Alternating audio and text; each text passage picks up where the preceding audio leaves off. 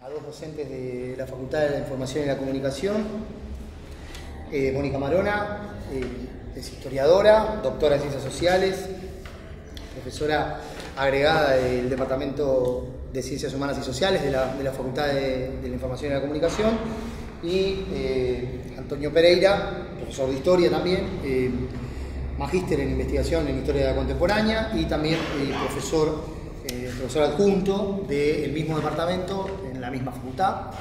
Y bueno, les pedimos a ellos que hicieran una lectura de la revista para, bueno, a ver qué cosas veían en ese conjunto de artículos de la revista que bueno, que está, como saben y como anunciamos, dedicada a las humanidades digitales. Así que bueno, le doy la palabra primero a Mónica entonces, o... Ustedes quieran, sí, Dale. sí, no. Perfecto.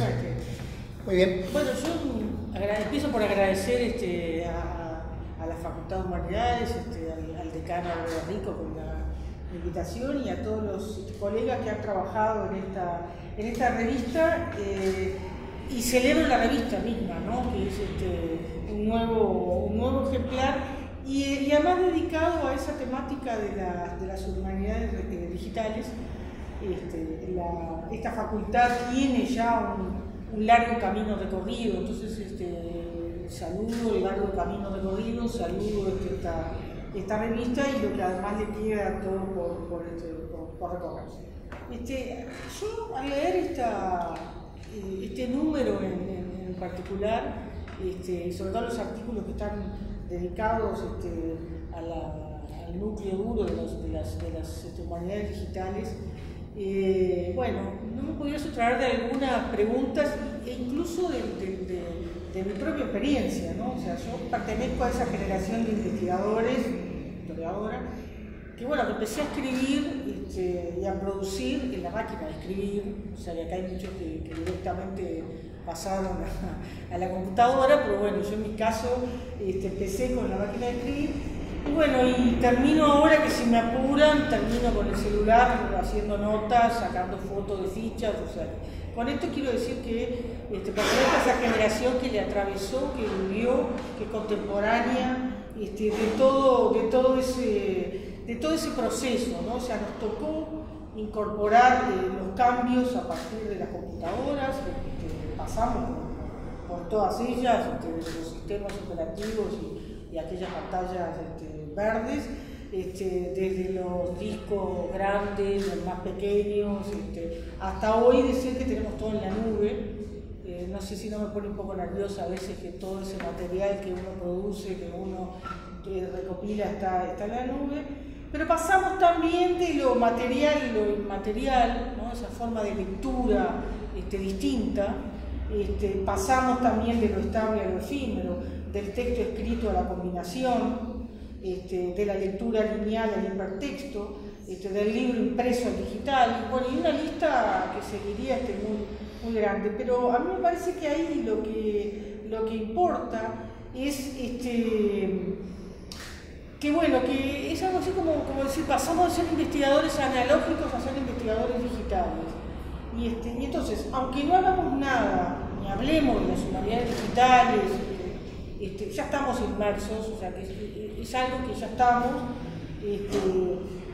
y nos da el privilegio de estar en un lugar donde podemos percibir la dinámica de los cambios y el modo que nos vamos apropiando de esos recursos. Entonces, bueno, estamos inmersos en esos cambios, los vimos aparecer, y entonces encontrarse con una revista que pone sobre la mesa temas diferentes, o sea que a todos nos afecta, pero a su vez acá hay unos planteos muy profundos, muy serios, que yo traté de ordenar en algunos ejes que quería compartir con ustedes. Un eje central que atraviesa los artículos de este número de humanidades digitales tiene que ver con plantear qué es lo específico de estas humanidades digitales, ¿no? Y cuál es el campo, cómo se define este campo, cómo se construyó este campo, y cómo cada autor lo va tratando de plantear y de interrogar y llegar hasta donde puede. Después veremos que hay algunas cosas en las que hay a veces más incertidumbre que certeza. Bueno, y en esa dificultad para definir el campo y su especificidad, surgen temas comunes y surgen preocupaciones comunes que impregnan estos escritos, ¿no? En el primer artículo, en el Daman, Fatia, perdón, trato de pronunciarlo bien, pero es un error mío.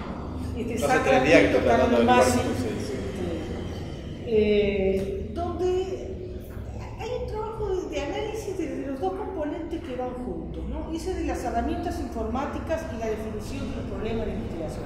Eso también está en todos los artículos, y eso que atraviesa, ¿no? O sea,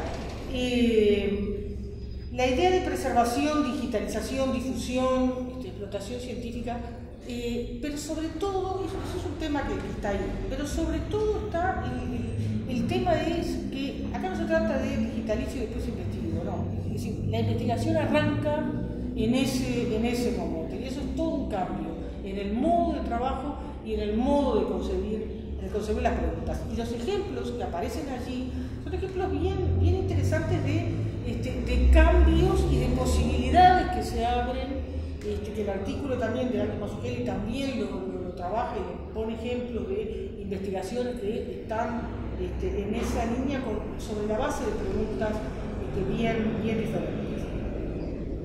El caso del capítulo, del artículo dedicado a anáforas, ese proyecto anáforas, tanto en el primer artículo como en el de anáforas, marcan reflexiones a partir de trabajos que ya se están haciendo, ¿no?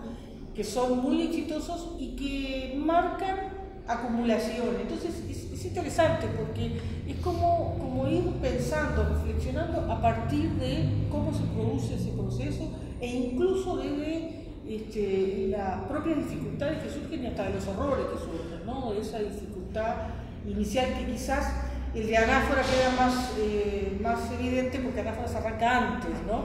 Entonces, con tecnologías menos logradas, de todos modos han logrado trabajar. Pero de todos modos, el artículo dedicado a anáfora de Maximiliano Basilio, de Hugo Chanis, Mariana Noguera y Arturo Rodríguez Peixoto, están exponiendo ese camino recorrido, la experiencia iniciada, y ese punto que aparece también en el artículo que mencionamos antes de Fatia, Sandra y Carlos, en relación a los nuevos problemas de investigación, a las preguntas, a la formulación de hipótesis a partir del proceso mismo de construcción y de revisión.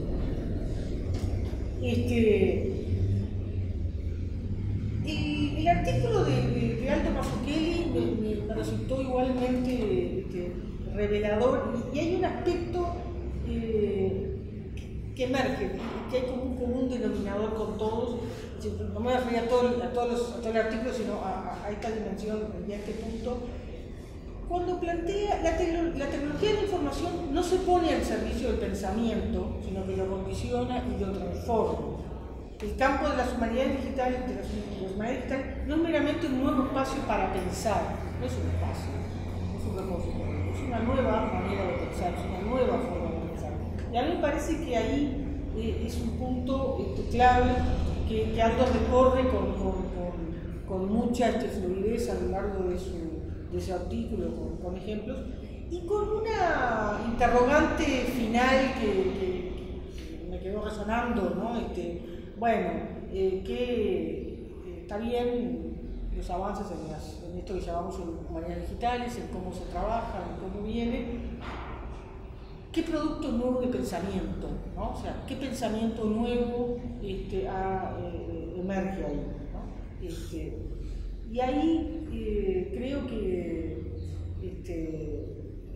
que da para pensar sobre todo lo que son los distintos niveles y ritmos, ¿no? Como algunos niveles a nivel de informática y a nivel de trabajo colaborativo van más rápido que la capacidad después de las humanidades y de los investigadores para apropiarse de eso, ¿no? Entonces todos esos niveles generan expectativas diferentes. Por ejemplo, la entrevista que le hacen a Alejandro Vía, ¿no? Que me pareció una buena entrevista, ¿no? Entonces dice, bueno, se ve el trayecto, las experiencias, él cuenta su trabajo, cómo lo fue haciendo, ¿no?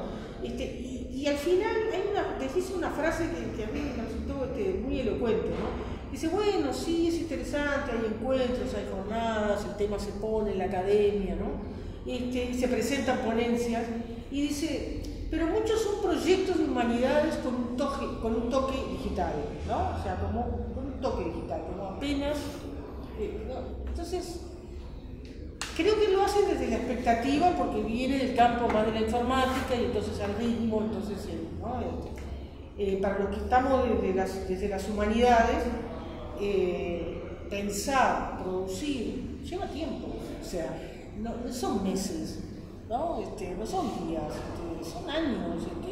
Es decir, los tiempos del informático, de la innovación, de las tecnologías, no son los mismos que los tiempos de las humanidades para crear, ¿no? Y eso me parece que es un dato que hay que pensarlo, y que acá, cuando uno lee esto, lo desafía y dice, bueno, eso tenemos que tenerlo en cuenta, porque si no se genera una expectativa que no se corresponde con la realidad. Porque en definitiva, todo esto tiene sentido si induce a pensar y a producir conocimiento, ¿no? O sea, es uno de los elementos. A ver, preservar tiene su razón de ser, conservar, no sé. El tema es que para los investigadores, para esta facultad en particular, el paso siguiente es uno de los puntos mayores. Y por eso quizás esa inquietud que viene desde el otro lado, donde el ritmo es mucho más rápido. Entonces, por eso vuelvo a qué aporte cabe esperar si lo miramos desde las humanidades. Yo tengo siempre una respuesta, soy muy optimista respecto a todos estos procesos. A veces, capaz que demasiado optimista, porque hay gente que a veces es más precavida o más temerosa cuando aparecen todos estos temas donde está la tecnología, donde humanidades digitales, bueno, será de lo mismo, más de lo mismo. Yo creo que no, que es algo diferente que todavía nos cuesta percibir. Y soy muy optimista porque yo creo que estamos en un momento de cambio, estamos ahí en el momento de cambio, pero lo que sí estoy segura que los resultados no se van a ver en lo inmediato. O sea, yo creo que acá tenemos que tener la paciencia de los investigadores y no la ansiedad de los informáticos, ¿no? Que me parece que ahí tenemos que volver a nuestra cuestión de decir, bueno, a ver, ¿qué estamos viendo desde las humanidades? ¿Qué preguntas vamos a hablar? El trabajo de Leonardo Funes me sugirió también mucho. Él habla del título, además, de una excursión al mundo de las humanidades digitales en el Cono Sur, objetos y prácticas. Empezar a reconocer nuevas prácticas. El que haya utilizado el término excursión a mí me resultó muy sugerente, porque la excursión es un viaje, ¿no? Es un algo que se transita y que a veces y que tiene un componente de curiosidad, de lo nuevo, o quizás de lo que ya se conoce, pero está todo junto allí. Una recorrida por tierras diferentes, nuevas en algunos casos. Un poco lo que me acordaba lo de Carlo Ginzburg cuando habla en un artículo que después publicó en Tentativas, cuando habla de el vagabundeo del historiador, ¿no? Él habla del historiador y dice, bueno, pone ejemplos de su trabajo y de cómo su relación con las fuentes y el tema del azar, lo trabaja mucho, ¿no? Porque dice, bueno, con todo este inmenso caudal uno va poniendo términos, va haciendo búsquedas, y a veces el azar introduce una variante importante, ¿no?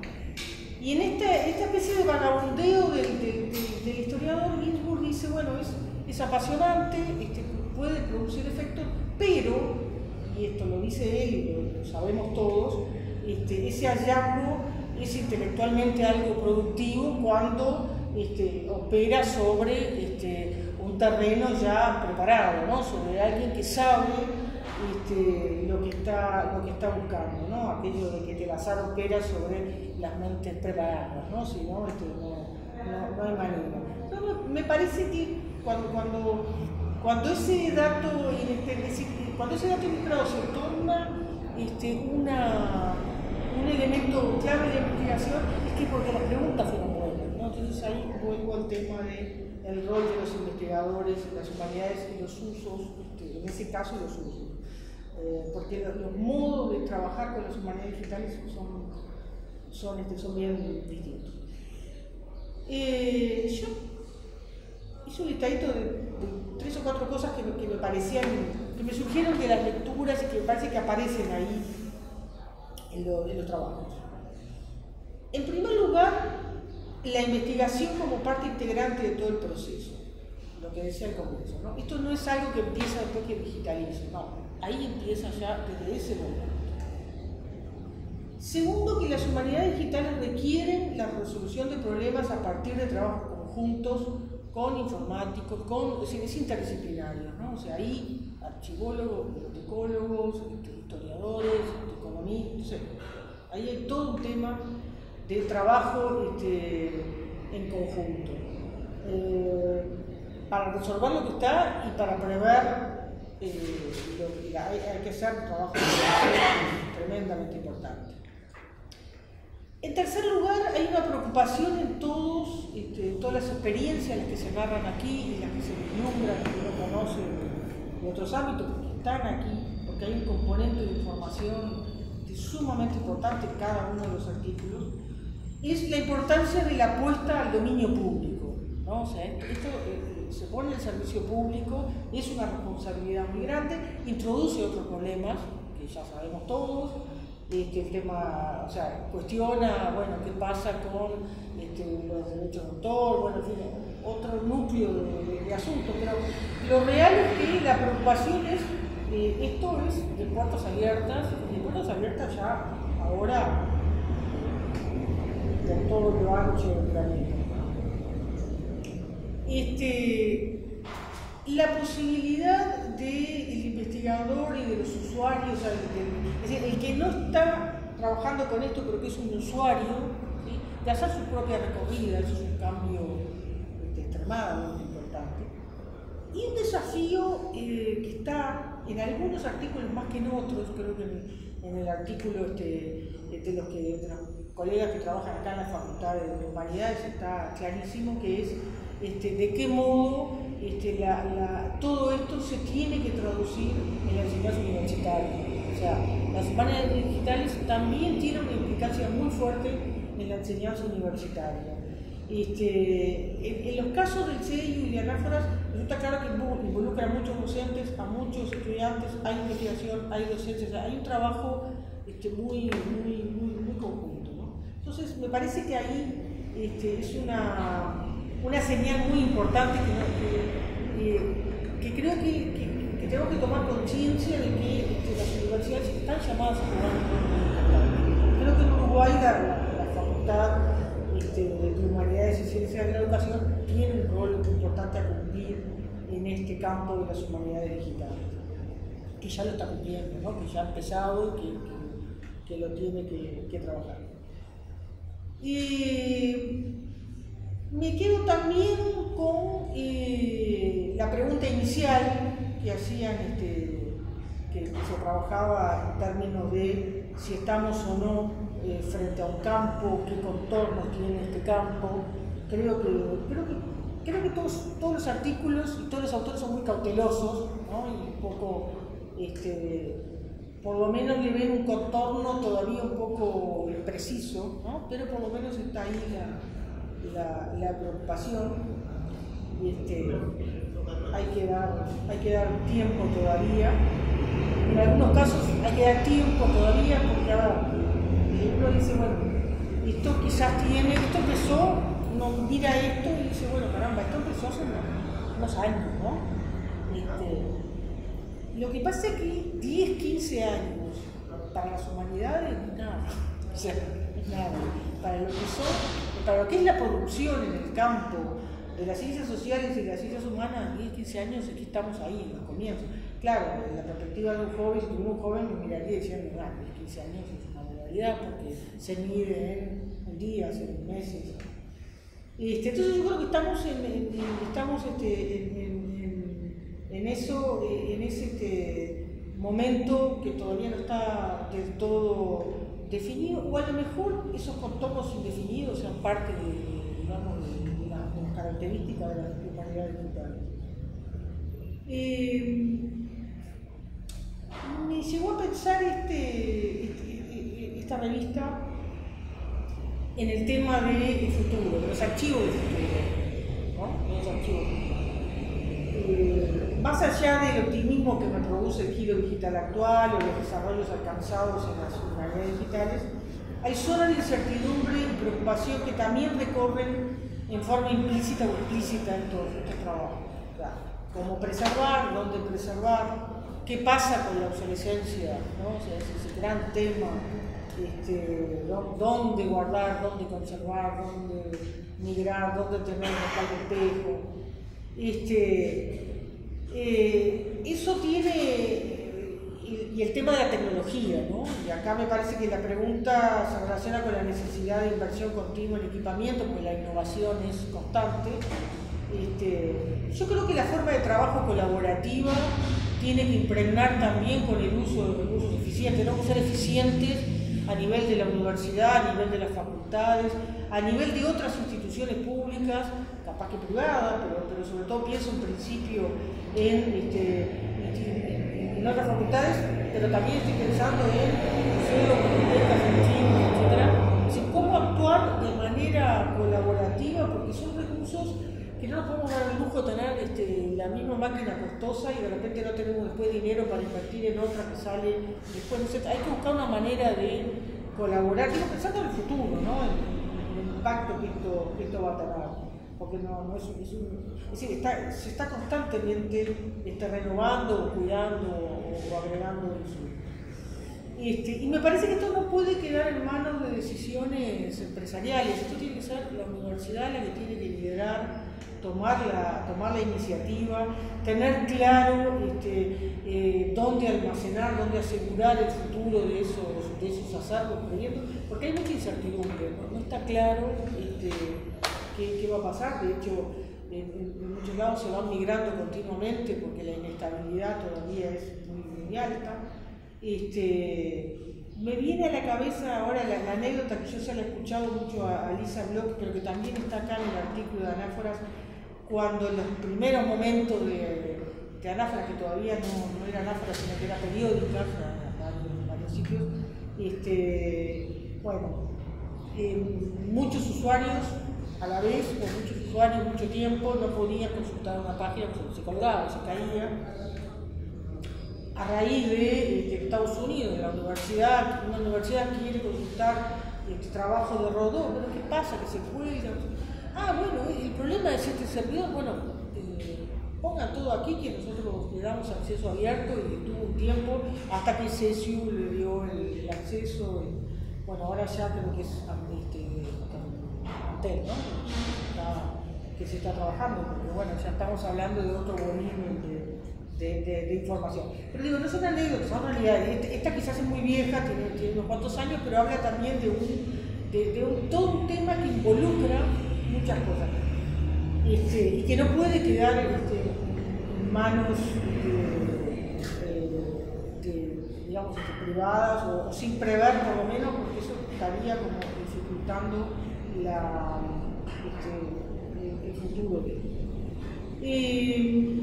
La otra dimensión que me preocupa también, que a veces pienso cuando pienso en los archivos del futuro, es cómo vamos a conservar lo que se está generando hoy, ¿no? Creo que todos tenemos esa. Yo a veces pienso y digo, no sé cómo se la van a arreglar los historiadores dentro de 40 años, porque no va a ser mi problema. No, pero digo, a ver, toda la vida que pasa y todas las decisiones políticas, sociales, todo lo que pasa por las redes, por los teléfonos, no sé, uno añora las cartas manuscritas que además tenían los copiadores, o sea que uno podía reconstruir, uno puede en un archivo reconstruir no solamente la carta que recibe la persona, sino la que la persona mandó, porque estaba en libro copiador. Entonces eso está todo, no sé, creo que es un tema que todos tienen y que todos nos planteamos, pero bueno, no sé, algún día va a haber que empezar a pensar cómo, quién y dónde se conserva esto de ahora, ¿no? Y bueno, ya para ir terminando, creo que queda claro en esta revista que acá no es más de lo mismo, esto no es un tema cuantitativo, tenemos más documentos, tenemos más archivos. Esto es un cambio, es un giro, y creo que es un viaje sin retorno, porque esto es un viaje en el cual hay un modo diferente de plantearse problemas de investigación, es un nuevo modo de trabajo colaborativo. Esto tiene que derramarse en la formación universitaria de los futuros investigadores, así que yo intento leer, discutir, tomar en serio los artículos que aquí están como disparadores. Y bueno, algo que es obvio, el trabajo es mucho, los recursos son limitados y la vida es breve, o sea que va a haber que pensar en cómo proyectar esto para que siga su curso. La revista abre caminos y está invitando a pensar. No podemos saber con precisión a dónde va a terminar porque esto no está escrito de antemano, ¿no? Lo cierto, y puede tener giros inesperados. Lo que sí es cierto es que son giros inesperados pero no aleatorios, ¿no? Y esta revista demuestra que la Facultad de Humanidades y Ciencias de la Educación está preparada y va a seguir preparándose para este desarrollo de las humanidades digitales. Así que los invito, bueno, todos ustedes ya lo han leído, pero quizás alguno que mire lo mire desde su casa cómodamente, se entusiasme por leer completo estos artículos de la revista de Humanidades. Así que bueno, gracias.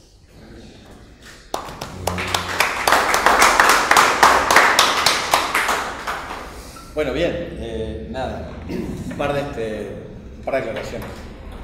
Vos que recién llegaste, te perdiste lo mejor que era Mónica. Porque yo, claro. Nosotros primero. Dos, hablando de humanidades digitales y que Mónica empezó con la máquina de escribir, yo también empecé con la máquina de escribir, en el IPA. Igual está claro quién trajo hojas de papel y quién trajo la computadora. ¿No? O sea, con Mónica, cuando. La impresora se me rompió y tal.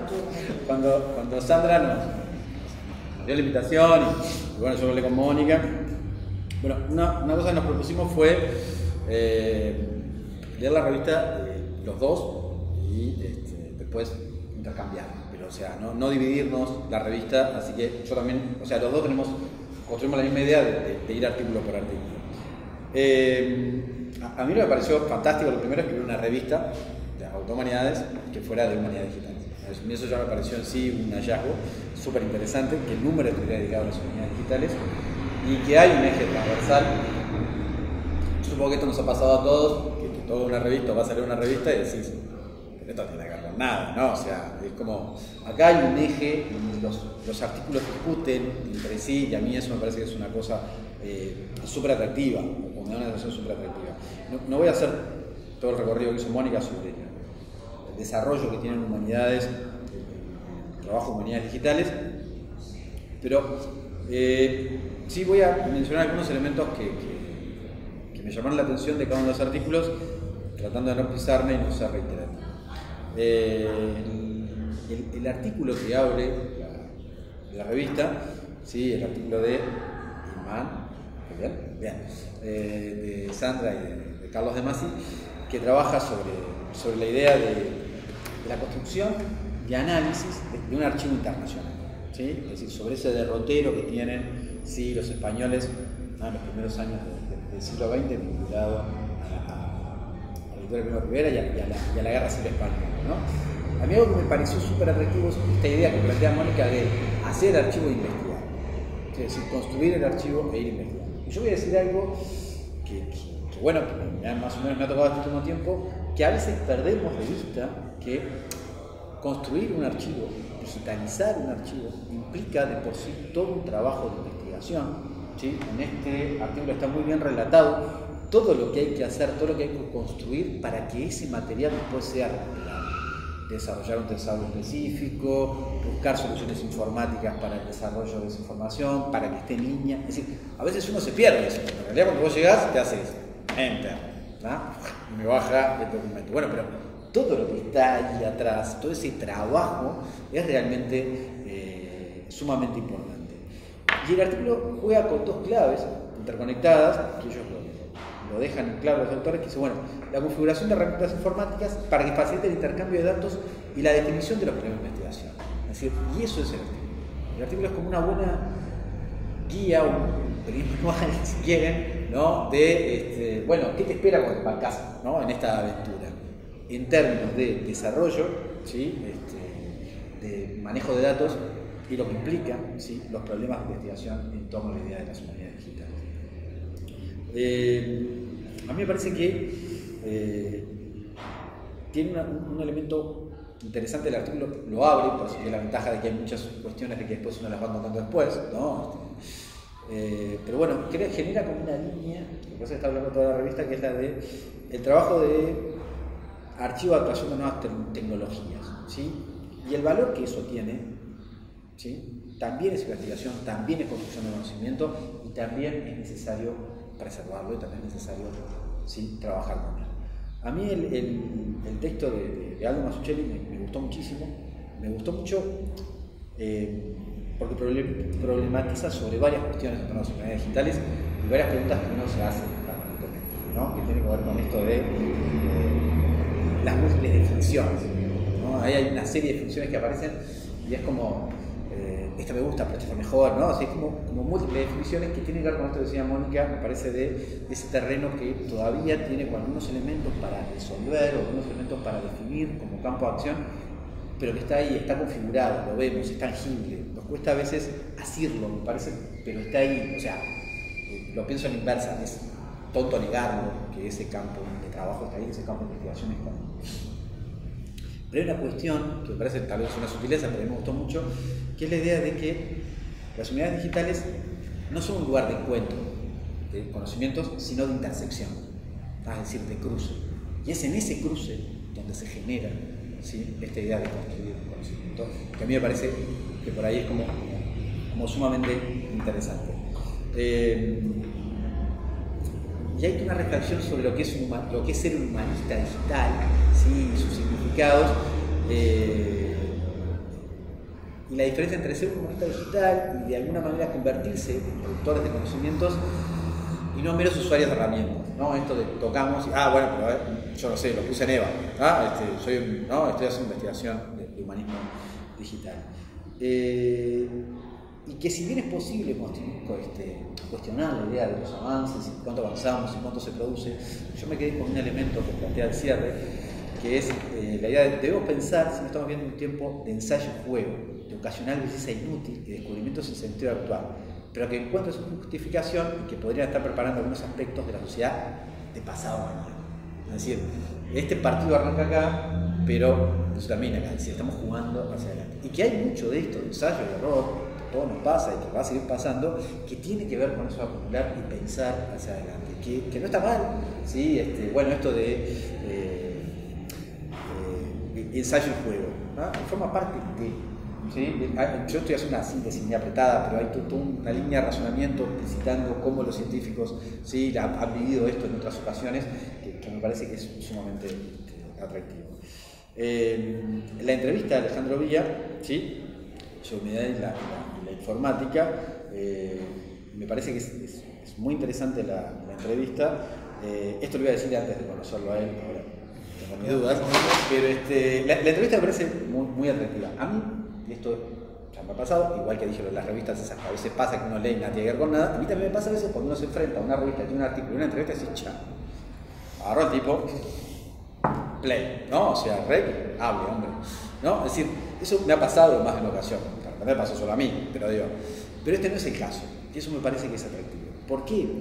Porque la entrevista discurre en un hilo conductor, ¿sí? Que más allá de la construcción, desde dónde proviene, de la idea de la informática, es como, yo lo leí, esto es como una guía de dónde están los repositorios para buscar información de esto, cuáles son los congresos más importantes, cuáles son las universidades que tienen trabajo de posgrado en esto, es decir, la entrevista va seccionando y construyendo en ese sentido, partiendo de la experiencia de un investigador que, bueno, a partir de su trabajo en el proyecto de la Biblioteca Virtual de Miguel de Cervantes, ¿sí? Se transforma en un referente y todo lo que viene después.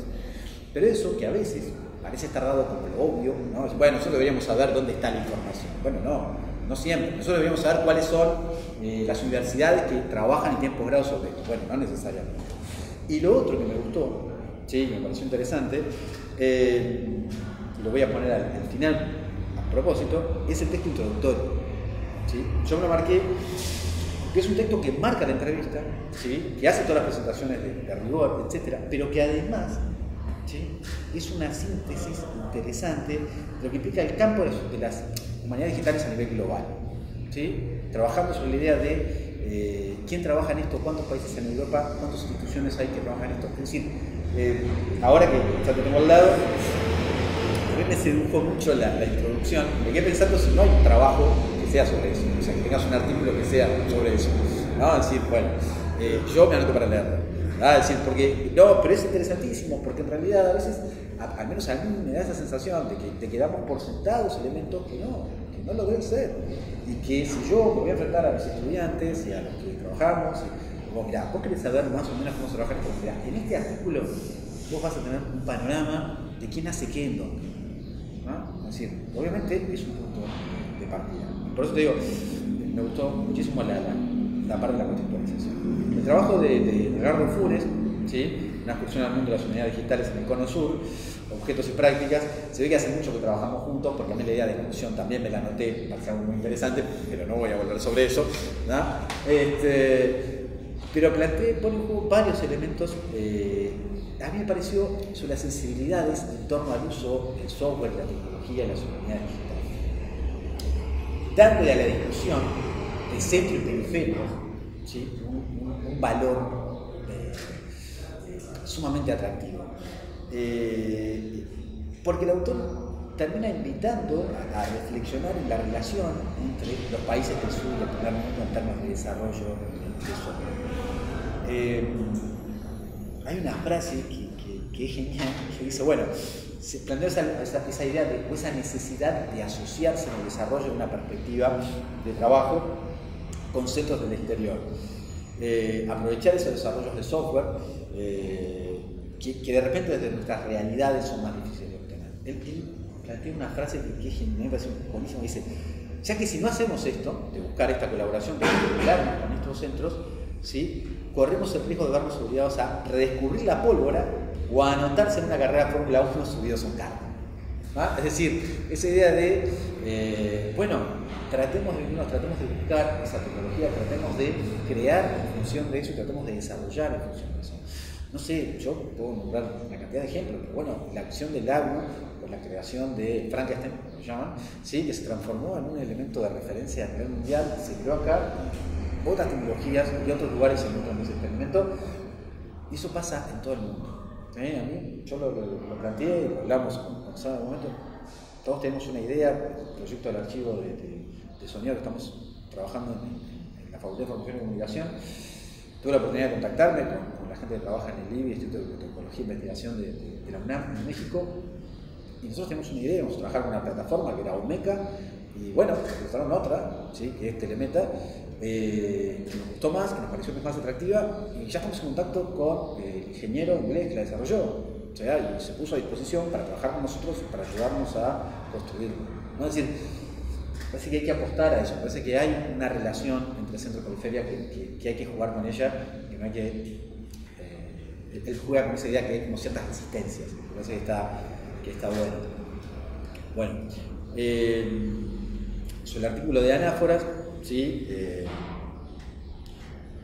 Algunas cuestiones que parecen como centrales.